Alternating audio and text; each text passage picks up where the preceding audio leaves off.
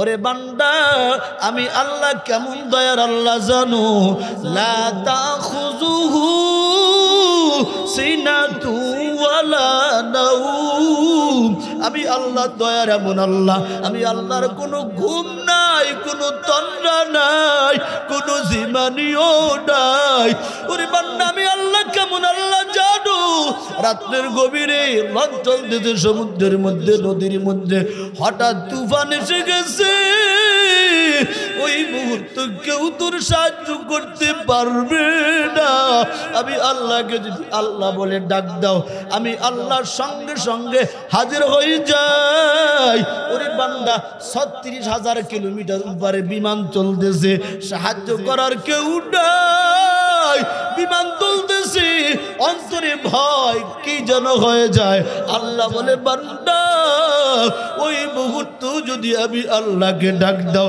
আমি আল্লাহ ছাড়া তোকে আর কেউ সাহায্য করতে পারে না এজন্যই মুমিন বান্দা নামাজের মধ্যে দাঁড়াইয়া বলে ইয়্যাকা না'বুদু ওয়া ইয়্যাকা নাস্তাঈন আল্লাহ আমরা তোমার ইবাদত করি এবং তোমার কাছে সাহায্য চাই আমার আল্লাহ কেমন কাদের কুদরত জানো আমার আল্লাহ বান্দাকে কেমন মায়া করে পয়গম্বর কষ্ট হচ্ছে আপনাদের মুসা পয়গম্বরের জামানার ছোট্ট একটা ঘটনা বলি আমি শেষ করে দেব ইবাদত করার ফাঁকে ফাঁকে গুনাহ হয়ে যায় আমার আল্লাহ বান্দাকে কেমনে মাফ করে দেয় মুসা পয়গম্বরের জামানা জমিনটা রোদের কারণে ফেটে চৌচির হয়ে গেছে বৃষ্টি নাই মুসা পয়গম্বরের উম্মতেরা মুসা নবীর কাছে যাইয়া বলে আল্লাহ ও মুসা পয়গম্বর আল্লাহর কাছে দোয়া করেন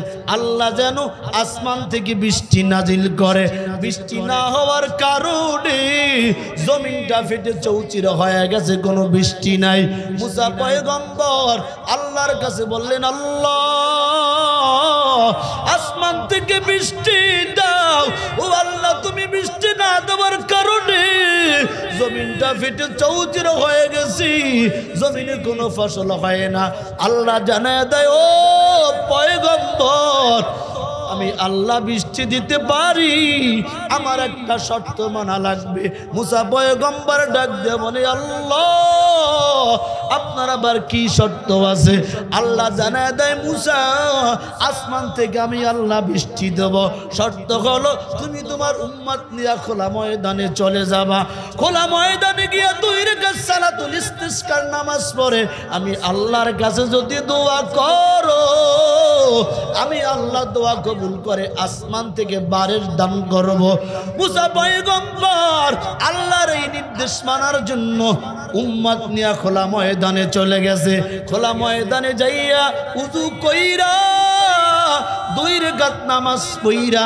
উল্টা দিলে হাত তুলছে আসমানের দিকে ডাক দিয়া বলে আল্লাহ বলেন না আল্লাহ আর একটু মায়া লাগায়া জোরে ডাক দেন আল্লাহ মুসলমান ভাইরা আমার গভীর মনোযোগ এই পৃথিবীতে এমন কোন মাখলুক নাই এমন কোন প্রাণী নাই যেই প্রাণী প্রতিটা সেকেন্ডে প্রতিটা মুহূর্তে আল্লাহর নেয়ামত ভোগ করে না কথা কয় না প্রতিটা মুহূর্তে প্রতিটা সেকেন্ডে পৃথিবীর সমস্ত মাখলুকাত আল্লাহর নেয়ামত ভোগ করে ও মুসলমান ইমানদার আল্লাহ রাব্বুল আলামিন বলেন তোমরা কত নেয়ামত ভোগ করো কখনো গণনা করে লিখে ভাষায় প্রকাশ করে শেষ করতে পারবা না ওয়া ইন তাউদ্দু নি'মাতাল্লাহি লা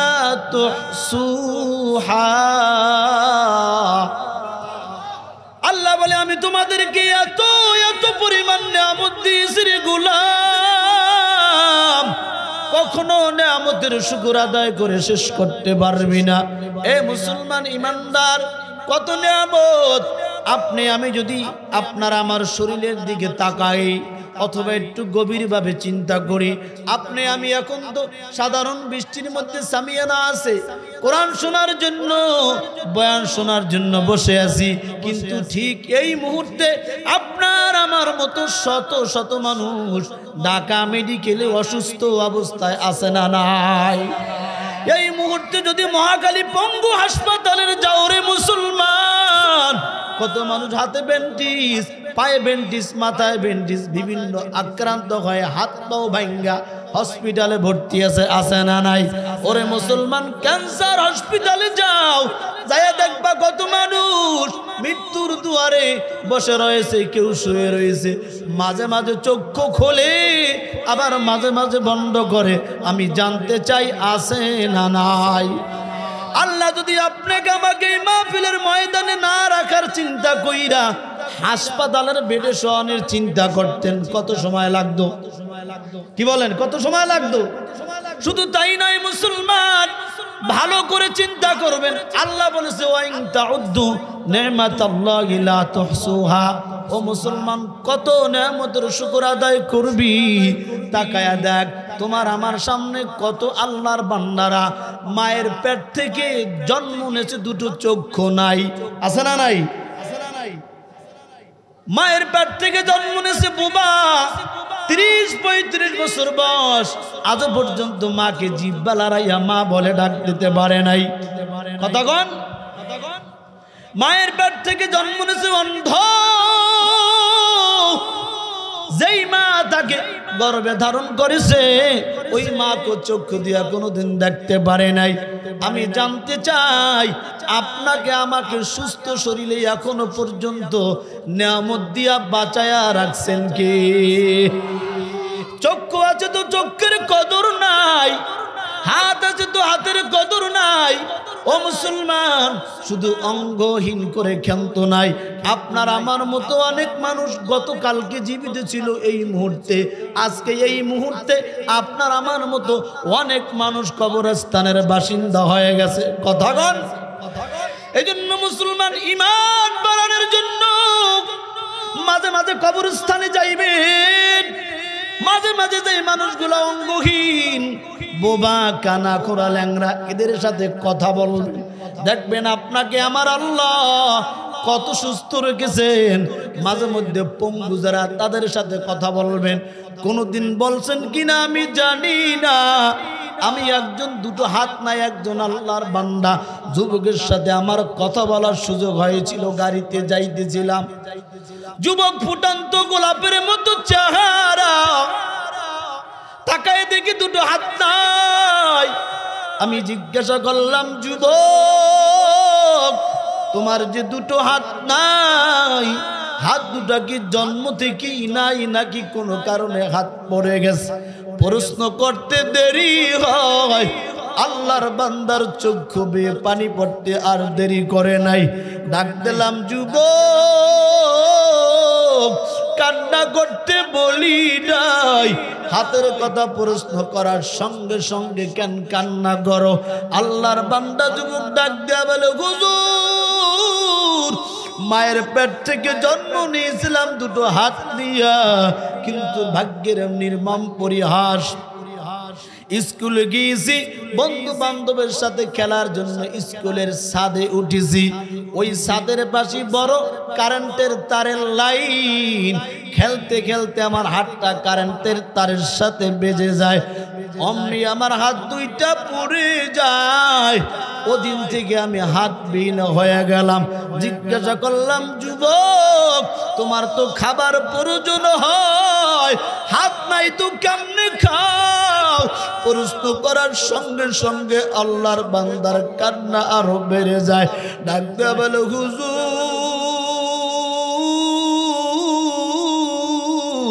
পেটের মধ্যে প্রচন্ড খিদা হয়, হয় খাবার সামনে তাকায় তাকায় চোখের পানি ফেলি, খাওয়ার কোনো ক্ষমতা নাই। মাঝে মধ্যে দেখি মা জনম দুঃখিনী বাইরে কাজ করে, আগে যখন হাত ছিল আমি নিজে হাত দিয়া খাবার খাইতাম, এখন মা যখন কাজে যায় আমার সামনে খানা থাকা সত্ত্বেও আমি খাইতে পারি না। ওরে যুবক মুসলমান ইমানদার আল্লাহর গোলাম, বলো ওই যুবককে অসুস্থ কইরা হাতবিহীন করেছে আল্লাহ, আপনাকে আমাকে এখনো পর্যন্ত যেই মালিক সুস্থ রেখেছেন ওই মালিকের নামটা দুহাত তুলে বলেন কে? আরো জোরে বলেন কে? ভাইরা আমার গভীর মনোযোগ, লম্বা আলোচনা করার সুযোগ নাই। আমি আপনাদের সম্মুখে কোরআনুল কারীমের সকলের পরিচিত একটি আয়াত তেলাওয়াত করেছি। আল্লাহ বলেন কুল ইয়া ইবাদি আল্লাযীনা আসরাফু আলা আনফুসিহিম লা তাকনাতু মির রাহমাতিল্লাহ। এই আয়াতের তরজমা বলার আগে আপনাদের কাছে জানতে চাই আপনার আমার রব কে? জোরে বলেন, আরো জোরে। আপনার আমার হায়াতের মালিক কে? আপনার আমার মওয়াতের মালিক কে? আপনাদের কি কষ্ট হয়? বৃষ্টি হইতেছে এজন্য কি অসুবিধা হইতেছে? অনেকে অজুহাত, বৃষ্টি হয় কেমনে যাইয়া মাঠে বসি। আমি জানতে চাই বৃষ্টির মধ্যে যদি মানুষ মারা যায় জানাজা হবে কি হবে না? হবে। মানে যত জনপ্রিয়তার সৃষ্টি থাকেন, বৃষ্টি থাক, ঝড় থাক, তুফান থাক, মরার সঙ্গে সঙ্গে সিদ্ধান্ত হয়ে যাবে কিছুক্ষণ পরেই জানাজা হবে, কবরস্থ করতে হবে। কথা বলেন। আপনার আমার জন্য বিরহে কাঁদবে, আফসোস করবে, কিন্তু মাটির উপরে রাখবে এটা কিন্তু কেউ বলবে। বাংলাদেশের একজন জনপ্রিয় মুফাসসির ছিলেন আল্লামা দেলাওয়ার হোসেন সাইদি রহিমাহুল্লাহ। যেদিন মারা গেছে মুষলধারে বৃষ্টি, কথা গণ, মানুষ তার এত ভক্ত ছিল যে তার কপালে চুমো খাইছে, চিৎকার বাইরা কান্না করছে, তারপরও আবেগে বলে নাই যে মাটি না দিয়া ফিরিয়ে রাখি, বৃষ্টি থামলে পরে মাটি দেব, এই কথা বলছে? বলে না, যত আবেগ দেখাইলে চলবে না। বৃষ্টির মধ্যে কাদা দিয়া লিপা লিপা কবর দিয়েছে। যারা অজুহাতে বলে বৃষ্টির মধ্যে মাহফিলে কেমনে যাব, বিছনা ভিজা গেছে। ওরে মুসলমান ইমানদার, মরার সঙ্গে সঙ্গে এমন একটা বিছনায় রাখবে, এমন একটা জায়গায় রাখবে, ওই জায়গায় মানুষ দিনের বেলাও যায় না। জায়গাটার নাম কি? কি কি? কবরে যাওয়া লাগবে নি? লাগবে। মরণ থেকে যতই পালাও মরণ তোমায় লইবে ঘিরি, যদিও সুদূর আকাশ বানে সেথায় লাগিয়ে সিঁড়ি। আইনা মা তাকুনু ইদরুকুমুল মাউত ওয়ালাউ কুনতুম ফি বুরুজিন মুশাইয়্যিদা। ঘোষণাকার, মরণ থেকে পালাবার কোনো রাস্তা নাই। আল্লাহ বলেন কুল্লু নাফসিন যায়িকাতুল মাউত সুম্মা ইলাইনা তুরজাউন।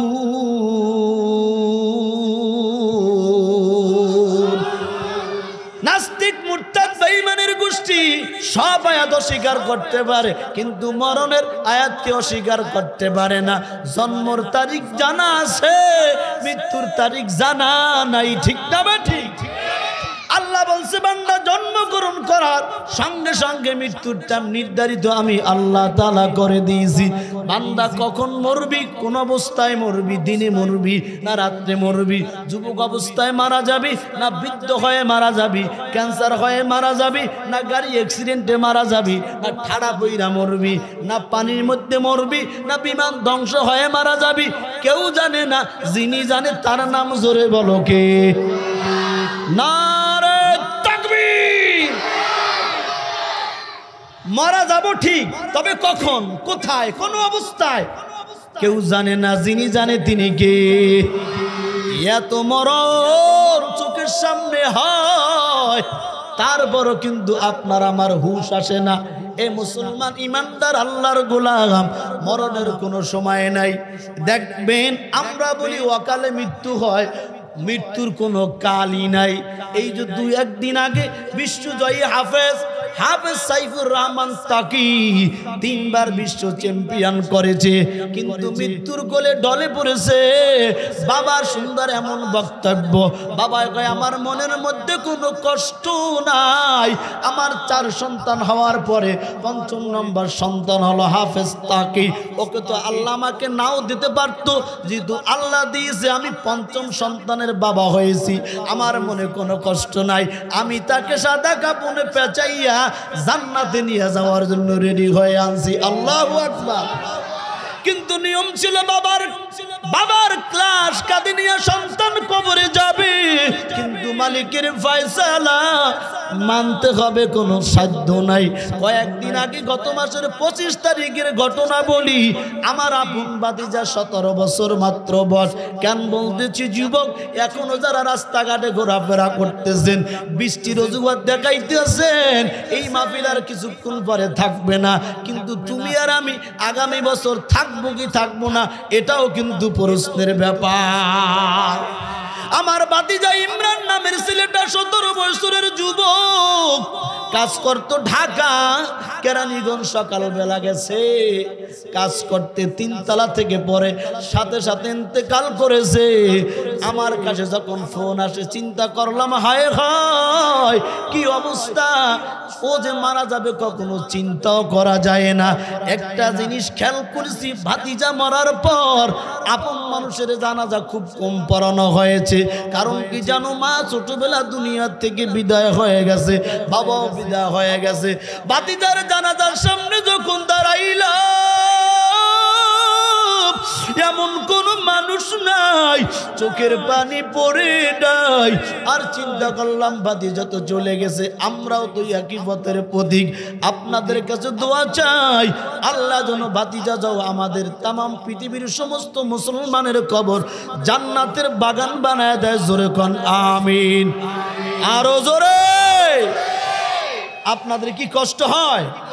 সময় তো কম, এই জন্য তাড়াতাড়ি করে বলতেছি, অসুবিধা তো হচ্ছে না। আবার আপনাদের কাছে প্রশ্ন করি, আপনার আমার সৃষ্টিকর্তা কে? না না, আল্লাহর নাম জোরে হবে, বলেন কে?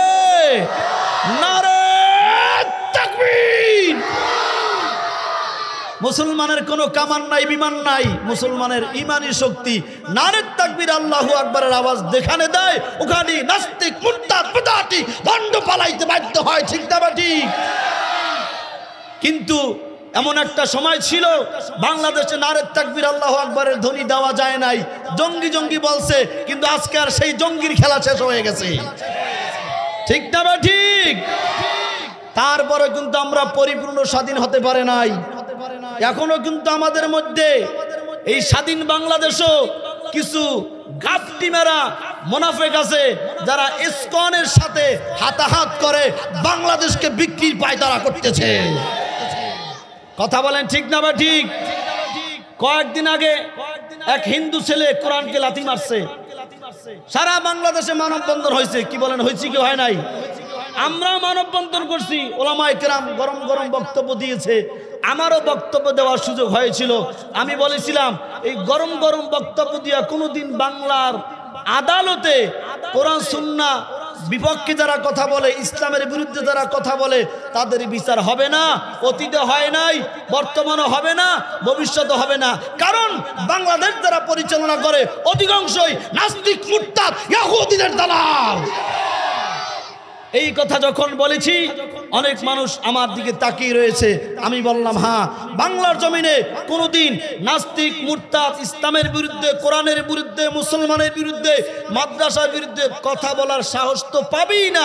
তাদের বিচারের জন্য মানববন্ধন করা লাগবে না, একটা কাজ করতে হবে, সেটা হলো ইসলামকে, কোরআনকে যদি আমরা সংসদে নিতে পারি, খোদার কসম করে বলি, এই দেশে নাস্তিক থাকবে না, মুরতাদ থাকবে না, ইহুদির দালাল থাকবে না, কোরআনের দুশমন থাকবে না, মাদ্রাসার দুশমন থাকবে না। ঠিক তবে ঠিক? সেটার পন্থা হবে ইসলামকে বিজয় করতে হবে, কোরআনকে বিজয় করতে হবে। কোন নাস্তিক আর মুরতাদের জন্য আমরা আর মানববন্ধন করতে চাই না। আইন চাই, আইন চাই, একতার স্লোগান চাই না, একমাত্র কোরআনকে সংসদে দেখতে চাই। কারা কারা রাজি আছেন? নারে তাকবীর।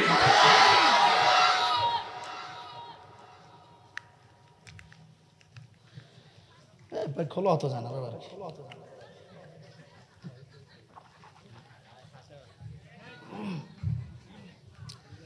কোরআন যখন সংবিধান হবে তখন সারা বাংলাদেশ শান্তিময় হয়ে যাবে। ঠিক না ভাই? ঠিক। সুযোগ কিন্তু সামনে আছে, কিন্তু দুঃখ লাগে যখন আমাদের মতো মৌলবীরা টাকার লোভে, পয়সার লোভে দুই একটা আসনের কথা শুই না, যারা শরীয়ত আইন মানে না, কোরআন মানে না, তাদের কাছে বিকৃত হয়ে যায়।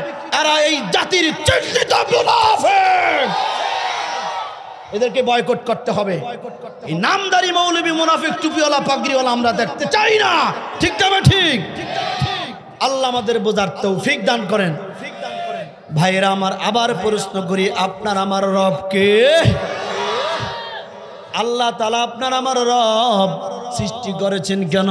আল্লাহ বলে দিয়েছেন, মা খালাকতুল জিন্না ওয়াল ইনসা ইল্লা লিয়াবুদুন।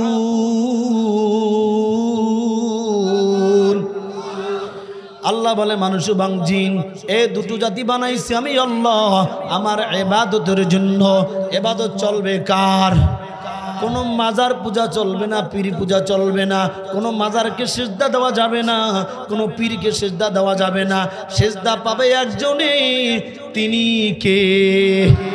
আল্লাহ বলে, বান্দা কেমনে ইবাদত করবি এই পদ্ধতি শিখাবার জন্য আমি আল্লাহ দুটো নিয়ামত তোমাদেরকে দিয়েছি। একটি হলো কোরআন, আর একটি হলো পয়গম্বর মুহাম্মদুর রাসূলুল্লাহ এবং তার সুন্নাহ। এই দুইটা পদ্ধতি মাইনা ইবাদত করবি। কিন্তু মুসলমান ইবাদত করতে যায়া দুনিয়ার এই চাকচিক্যের মধ্যে পড়ে যায়া মানুষ গুনাহগার হয়ে যায়, নাফরমানে লিপ্ত হয়ে যায়, নফসের গোলাম হয়ে যায়। আল্লাহ বলে, বান্দা যারা নফসের তাড়নায় পইরা গুনাহ করেছো, অন্যায় করেছো, অপরাধ করেছো, কুল ইয়া ইবাদিয়াল্লাযীনা আসরাফু আলা আনফুসিহিম লা তাকনাতু মির রাহমাতিল্লাহ ইন্নাল্লাহা ইয়াগফিরুয যুনুবা জামিআ ইন্নাহু হুয়াল গফুরুর রহিম। বলেন আল্লাহু আকবার। আমি আল্লাহ ইবাদত করতে পাঠাইছি ঠিক, কিন্তু ইবাদত করার ফাঁকে ফাঁকে মুসলমান ইমানদার শয়তানের ধোকায় পড়ে গুনাহ করে ফেলো, অন্যায় করে ফেলো, অপরাধ করে ফেলো, অসুবিধা নাই। আমি আল্লাহর রহমতের দরিয়াটা খোলা। আমি আল্লাহর দরবার এমন একটা দরবার, আমি আল্লাহর দরবারটা নইরা সবার দরবার না। ওরে বান্দা, অপরাধ করেছো, অন্যায় করেছো, আমি আল্লাহকে একবার ডাক দাও, উদউনি আস্তাজিব লাকুম। আল্লাহ বলে, বান্দা তুই যখন আমি আল্লাহকে একবার ডাক দাও, কয়বার? আরো জোরে। আল্লাহ বলে, বান্দা তুই যখন আমি আল্লাহকে একবার ডাক দাও, আমি আল্লাহ তোর একবার ডাকে 70 বার জবাব দিয়া বলি, বান্দা ডাকো গান। ওরে বান্দা, আমি আল্লাহ কেমন দয়ার আল্লাহ জানো। লা তাখুযুহু সিনাতু ওয়ালা নাউম। আমি আল্লাহ দয়ার এমন আল্লাহ, আমি আল্লাহর কোনো ঘুম নাই, কোনো তন্দ্রা নাই, কোনো জিমানিও নাই। ওরে বান্দা, আমি আল্লাহ কেমন আল্লাহ জানো।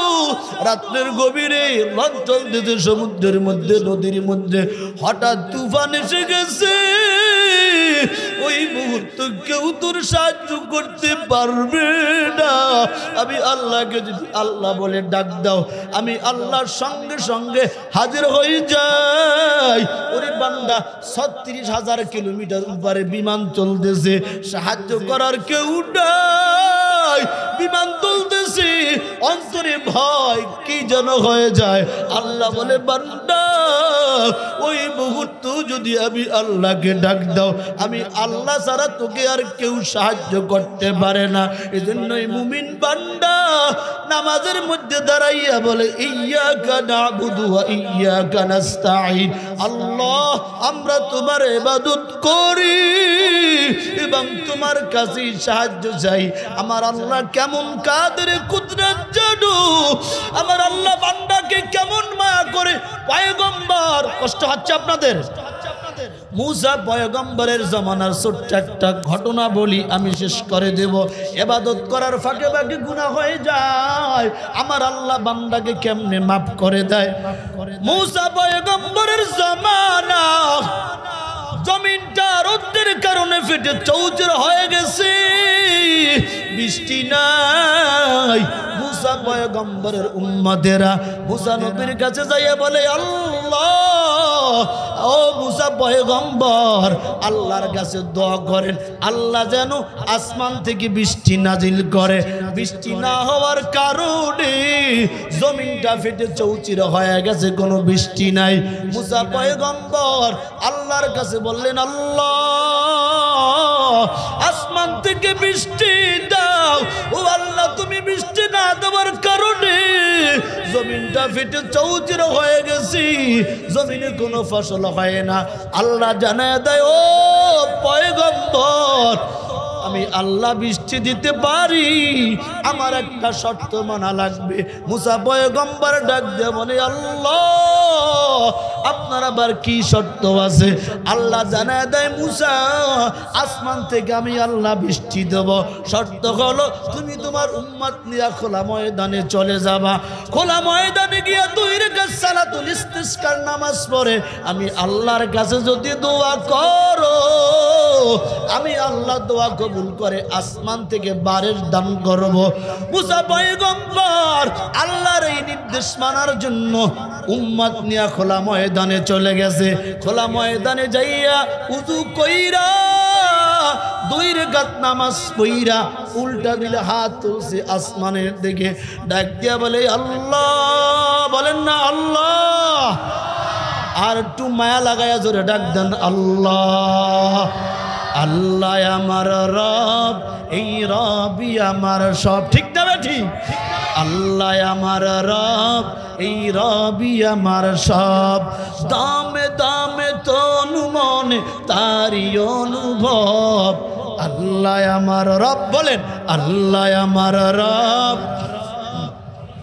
হয় নাই গলা সাইডা বলেন মুসলমানের মতো, আল্লাহ আমার রব। এই সবার মুখ খুলে নাই, সবাই একটু শিল্প হয়ে যান। আল্লাহ আমার রব, এই রবি আমার সব। দামে দামে তনু মনে তারি অনুভব। আল্লাহ আমার রব। এই আওয়াজ পছন্দ হয় নাই? আল্লাহ আমার রব। আর একটা কথা জানতে চাই, জীবনে যাহা কিছু প্রয়োজন কার কাছে চাবা মুসলমান? আরো জোরে বলো। খোদার কসম করে বলি, মুমিন মুসলমান যদি আল্লাহর কাছে চাওয়ার মতো চাইতে পারে, আল্লাহ কোনোদিন বান্দাকে নিরাশ করে না। কিন্তু মুসলমান ওই মাজারে চায়, আবার দুর্গা পূজায় যাইয়া যায়, আবার পীরের পায়ে কপাল পরার গোষ্ঠী সিজদা দিয়া চায়, আবার আল্লাহর কাছেও চায়। এই চাওনে কাম হইব? ইন্নাল্লাযীনা ক্বালু রাব্বুনাল্লাহ, বলেন রব কে? এই রব আল্লাহ। এই কথা বললে সুম্মাস্তাকাম, ইস্তেকামত হয়ে গেছে। আমার জীবন মরণ রাজনীতি বেঁচে থাকা সব একজনের জন্য হবে। তিনি কে? জোরে বলেন কে? ভাইয়েরা আমার, আল্লাহ তাআলার দরবারে মুসা পয়গম্বর হাত উঠাইয়া কিসের জন্য দোয়া করে? আমরা বৃষ্টি থামার জন্য দোয়া করছি, আর মুসা পয়গম্বর বৃষ্টি হওয়ার জন্য দোয়া করে। আল্লাহু আকবার। আল্লাহ তো বলছে, ও মুসা, উম্মত নিয়ে যখন ময়দানে দোয়া করবা আমি আল্লাহ বৃষ্টি দান করব। মুসা পয়গম্বর বৃষ্টি পাওয়ার জন্য উম্মত নিয়ে নামাজ পড়ে দোয়া করা শুরু করছে। আল্লাহ বৃষ্টি দাও। বৃষ্টি না থাকার কারণে জমিনটা চৌচির হয়ে গেছে। আল্লাহ বৃষ্টি দাও। দীর্ঘক্ষণ দোয়া করতেছে।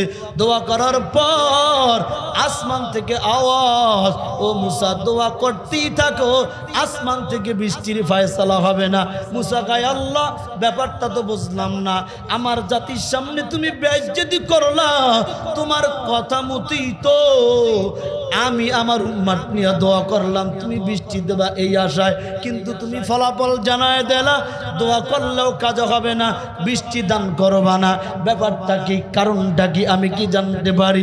এবার আল্লাহ জানে, দো মুসা, তুমি তুমি যেই উম্মত নিয়ে যেই জনসমুদ্র নিয়ে দোয়া করতেছো, এই মাজালিসের মধ্যে আমি আল্লাহর একজন নাফরমান বান্দা আছে। জীবনে আমি আল্লাহকে আল্লাহ বলে ডাক দেই নাই, জীবনে আমি কোনোদিন আল্লাহর কদমে সিজদা দেই নাই। সুদ ঘুষ হারামের মধ্যে লিপ্ত, তার মধ্যে এই উম্মতের মধ্যে তোমার এই মাজালিসের মধ্যে আমার একজন নাফরমান বান্দা আছে, যার কারণে আমি দোয়া কবুল করি না। একজন জিনাখোর আছে, এই জিনাখোর এই মাজালিস থেকে যতক্ষণ পর্যন্ত উঠে না যাবে ততক্ষণ পর্যন্ত দোয়া কবুল হবে না, আসমান থেকেও বৃষ্টি হবে না। ও মুসলমান ইমানদার, জিনাখোর থাকলে দোয়া কবুল করবেন নাকি? আবার পয়গম্বর জানিয়ে দেয়, এই সমাজের মধ্যে যখন দুইটা গুনাহ বেড়ে যাবে তখন আযাব গজব আসমান থেকে আল্লাহ নাজিল করবে। একটা গুনাহ হলো সুদ। কথা বলেন ঠিক না বেটি? নবী বলেছেন দুইটা গুনাহ যখন সমাজে বেড়ে যাবে আসমান থেকে গজব নাজিল করবে, করোনার মতো গজব। বর্তমানে ডেঙ্গু জ্বরের ভাইরাস, দুইটা গুনাহ, একটা হলো জিনা আর একটা হলো সুদ। আমি আপনাদের কাছে জানতে চাই, জিনা সমাজে আছে না নাই? সুদ আছে না নাই? আছে। মানে জিনার মূল ফ্যাক্টরি হলো মোবাইল। এই জন্য আমি সব জায়গায় বলি, মোবাইলে খাইছে জামানা, মোবাইলে খাইছে। অল্প বয়সের পোলা মাইয়া প্রেমে জড়াইছে জামানা, মোবাইলে খাইছে জামানা, মোবাইলে খাইছে। ঠিক না বেটি? মোবাইলে খাইছে জামানা, মোবাইলে খাইছে। ছোট্ট ছোট্ট পোলা মাইয়া প্রেমে জড়াইছে জামানা, মোবাইলে খাইছে জামানা, মোবাইলে খাইছে। রেডিও তুইয়া ট্যাব আসিল, ট্যাব তুইয়া টিভি, টিভি তুইয়া মোবাইল আইলো, যা খুশি তা পাবি। কথা কয় না? রেডিও তুইয়া ট্যাব আসিল, ট্যাব তুইয়া টিভি, টিভি তুইয়া মোবাইল আইলো, যা খুশি তা পাবি। টিভির পর্দায় যাহা আছে মোবাইলে তাহা আছে, আরো কত কিছু বাজে বাজে যুবক আর যুবতী মোবাইলে দেখতেছে। এসব কিছু দেখা ওরা নেশায় মেতেছে জামানা, মোবাইলে খাইছে জামানা, মোবাইলে খাইছে। জোরে কও। কাছে থেকে 2 মিনিট কাছে থেকে বলছে দূরে, পেয়েছি প্রমাণ নিজের টাকায় মোবাইল কিনা হইছে রে বেঈমান। ঠিক না বেটি? মোবাইলে মানুষ যেই পরিমাণ মিথ্যা বলে, এত পরিমাণ মিথ্যা মানুষ আর কোথাও বলে না। এই বন্ধুর কাছে ফোন দেছো, দোস্ত তুই কই? কয় আমি আসি নারায়ণগঞ্জ, আসলে আসে কেরানীগঞ্জ। কথা কয় না। এরকম মিথ্যা বললে ওলা আল্লাহর ওলি বাংলাদেশে নাই, আছে না নাই? আব্বাই ফোন দিয়েছে, আব্বু তুমি কই? কয় আমি কলেজে, আসলে পার্কে।